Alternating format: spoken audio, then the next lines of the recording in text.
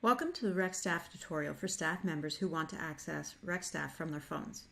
In this tutorial, we'll go over how to log in, what to do if you don't remember your password, how to change your password, set your availability, verify your employee info, and change your mode of communication, which just means the way you want Recstaff to contact you, either email, text, or both.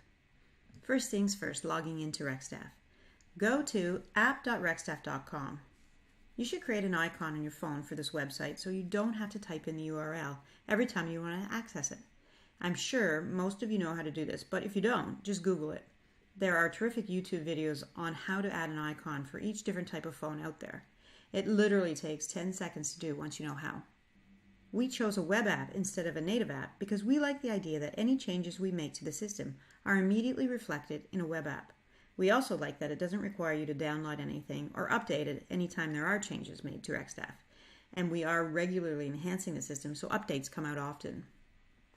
Next thing we do is type in your username and password.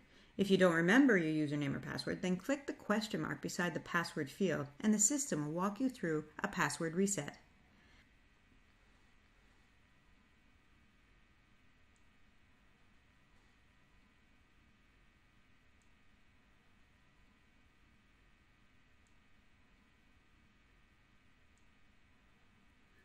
Once you're logged on, you'll see your dashboard. On your dashboard, you'll find 4 icons, your shift calendar, and your internal message board. Internal because these messages are not sent out via email or text. We'll go over these icons and the posting and picking up of shifts on the next tutorial. For this one, we're working on setting up your Recstaff account. To that end, we've logged on successfully, and now we want to change your password, set your availability, and verify your employee info. To do this, we go to the person icon in the upper right-hand side of the screen beside the dashboard icon. The dashboard icon is what you click to get back to the dashboard from anywhere in the system. Click on the person icon and a drop-down menu appears that shows you your username, the user profile, and how to log out. Click on the user profile and here you see how to edit your employee information. This is where you go to ensure your information is accurate.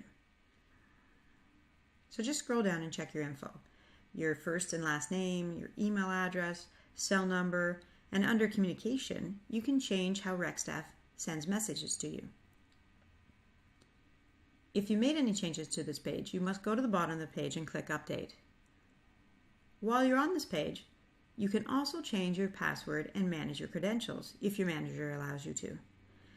To do this, you click on the menu icon, the 3-line icon on the upper right side of the screen, and the menu for this page will appear.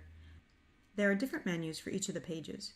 Click on Change Password, and then you simply enter your new password twice, and your password is immediately changed. Click on the Manage Your Credentials, and you can see your credentials and when they expire. Depending on the permissions that have been set, you may or may not be able to modify your credentials. Click Done to get back to the user profile page. Now to get back to the dashboard, we either click the X here or the dashboard icon. And from here we can click the menu icon again and we'll get a different menu page. And it's from this menu that we see My Availability. So it's the menu on the dashboard. Click on My Availability to change it.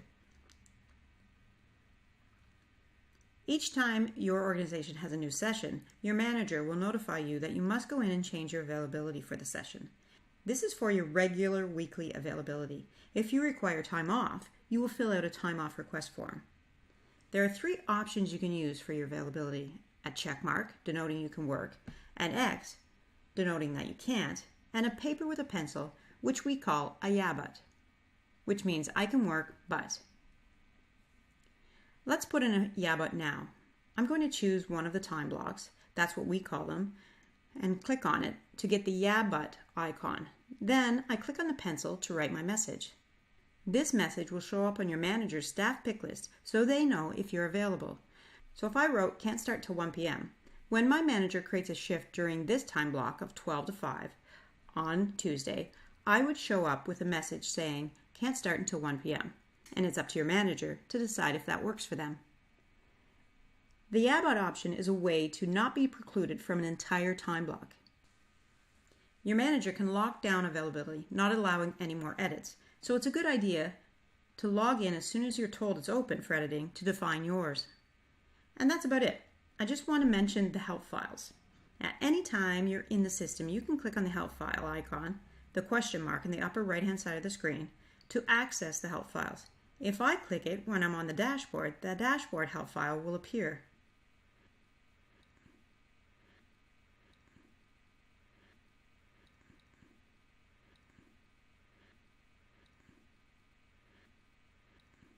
So to recap, you want to create an icon on your phone for Recstaff, log in on a regular basis to check for shifts that have been posted or picked up, or if you have any timesheets that need to be verified and signed off on, or even your internal messages. You're basically logging in regularly to see what's happening with your organization. We've covered what to do if you've forgotten your username or your password, how to change your password, set your availability, and verify your user profile information. Final step, how to log out. Go to the user profile again and click the Logout option. Our next tutorial walks you through the icons and the ins and outs of posting and picking up shifts.